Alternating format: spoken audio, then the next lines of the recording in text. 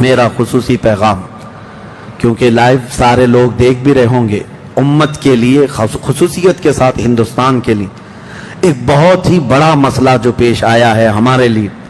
دیکھیں بہت سارے طوفانوں میں ہم گھرے ہوئے ہیں، آج سب کو پتا ہے دین اسلام کے دشمن بناتے ہوئے پھر رہے ہیں. کبھی حضور کو نشانہ بنائیں عزت کا، کبھی اسلام، کبھی قرآن، کبھی خدا کی ذات، یہ سب چیزیں چلی رہی ہیں. ان سب چیزوں میں ایک اور شعبہ انہوں نے شروع کیا، وہ ہماری باحجاب عفت معاب خواتین اور ہماری بچیوں کو کافر بنانا اور ان کو بھگا کر لے جانا اور ان سے شادی رچانا اور پھر ان کے ساتھ بلاత్కాر کرنا اور پھر ان کو بے یار و مددگار چھوڑ دینا. ابھی میں آج دیکھ رہا تھا ایک بڑے اخبار والے نے دعویٰ کیا ہے کہ پچھلے 1 سال میں 40,000 مسلمان لڑکیوں کو مرتد بنایا گیا. 40,000 کے قریب. میرے عزیزو، قوم کے غیور افراد، کیا تمہاری آنکھیں نہیں بھیگتی اس چیز پر؟ کیا تمہارے رونگٹے نہیں کھڑے ہوتے کہ ہماری بچیوں کا فیوچر اتنا خطرناک ہو گیا ہے؟ یہ ظالم کتے ہمیں الزام لگاتے تھے کہ لو جہاد کرتے ہیں، لو جہاد کرتے ہیں، اور اس کی آڑ میں اب یہ کھلے عام یہ کہنے لگ گئے کہ مسلمان لڑکیوں کو بھگا کر کے لاؤ تو تمہیں 2 لاکھ روپے دیے جائیں گے، فلاں فلاں. ان کی بہت ساری سنگٹنیں ہیں، تنظیمیں ہیں جو اپنے نوجوانوں کو آوارہ کتوں کی طرح چھوڑ رکھے ہیں، اور باضابطہ ان کو تربیت دی جا رہی ہے کہ کالجز میں جاؤ، ٹیوشن میں جاؤ اور سوشل میڈیا پہ دوست بنو، فرینڈشپ سے شروعات کرو، اور اس کے بعد دھیرے دھیرے ان بچیوں کو، ان مسلمان لڑکیوں کو ورغلاؤ. ہماری بچیاں جذباتی ہیں، لیکن میرے عزیزوں ان کے مرتد ہونے میں یا ان کے بھاگ جانے میں کون سی وجوہات ہیں؟ سب سے بڑی وجہ ماں باپ کا انہیں آزاد رکھنا، والدین کی تربیت.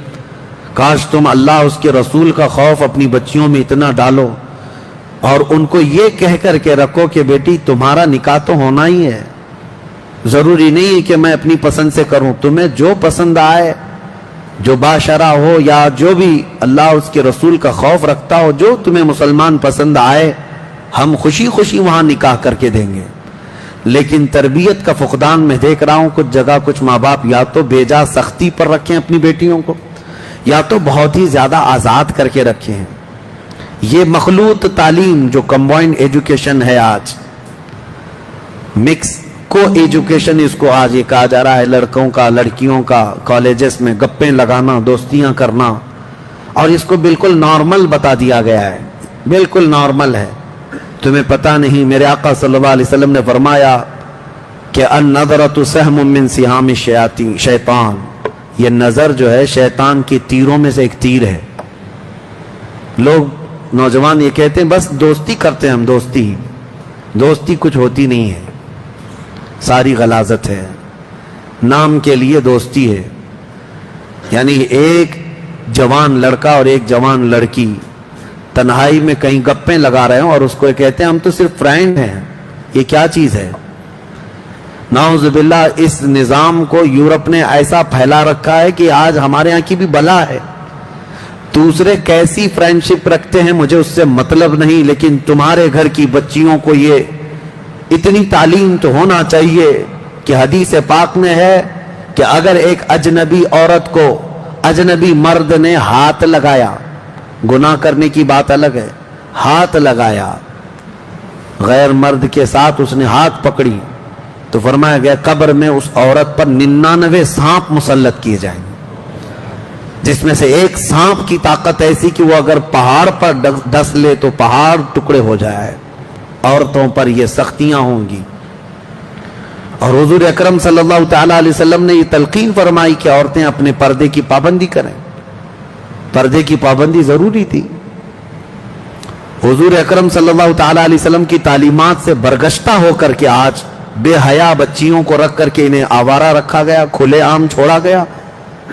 شہروں کا ماحول تو ہے ہی، اب دیہاتوں میں بھی جو نقصان دہ چیزیں ہمارے گھروں میں پہنچی. ایک تو انٹرنیٹ نے تباہی مچا دی، ٹیلی ویژن کے یہ سیریلز اور فلموں نے رہی صحیح کسر پوری کر دی تھی، اور ہر لڑکی ہر عورت آج ایڈکٹ ہو چکی ہے. इधर आधी रोटी बनाई और उधर सीरियल देखने के लिए भाग गई कि छूटने ना पाए। कौन सी दुनिया में अभी जी रही हूं? मैं खवातीन से कहता हूं, क्या तुम अभी भी उस पुरानी दुनिया में जी रही हो जो कभी कभार छोटा सा डमरू लेकर के आदमी आता था सांप का खेल दिखाने के लिए, तो भीड़ जमा हो जाती थी।